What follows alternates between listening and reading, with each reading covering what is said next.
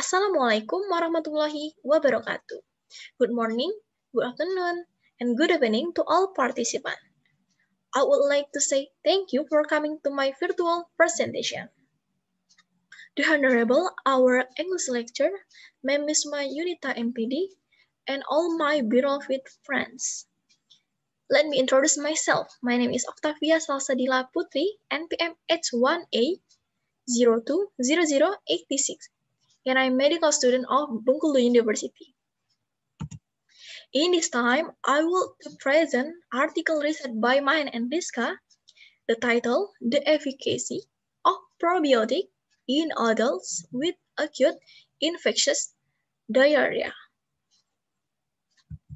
Next, table of abstract. First, background. Second, aims. Third, method.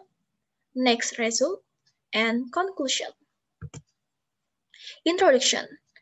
Diarrhea is defined by the WHO as 3 or more loose or watery stool in a 24-hour period and is determined acute diarrhea. It is less than 40 days. Irrespective of the cause, diarrhea is mainly treated by fluid replacement therapy to decrease the risk of dehydration, and that also it is ineffective in shortening the duration of diarrhea. WHO defined probiotics as the living microorganism that yield a high benefit on the host when given in adequate amounts. Probiotics have been shown effective in shortening the duration of diarrhea and in reducing stool frequency in children. Next, case illustration. Physical examination and routine blood tests were within normal limits, and the patient was diagnosed with acute diarrhea with mild moderate dehydration. After 3 days of inpatient care with supportive fluid therapy, the patient's condition have improved favorably and thus was discharged. Clinical question. Is there any benefit of giving probiotic to adults with acute infectious diarrhea?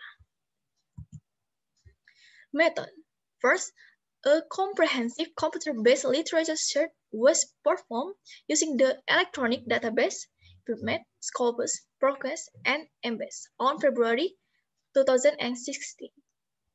Second, multiple searches followed by manual screening of the titles and abstract were conducted to ensure that all the relevant studies were identified. Third, reference lists from the article retrieved were manually assessed to identify additional relevant trials. Result. The literature search using the combination of keyword and limits as mentioned above initially showed a total of 1,567 studies, in which 1,578 of them were considered irrelevant based on their title or abstract. Thus were excluded. The remaining 89 studies were screening for double result, yielding 81 potentially relevant papers. Finally, 2 studies were included for critical appraisal following full text reading. Discussion.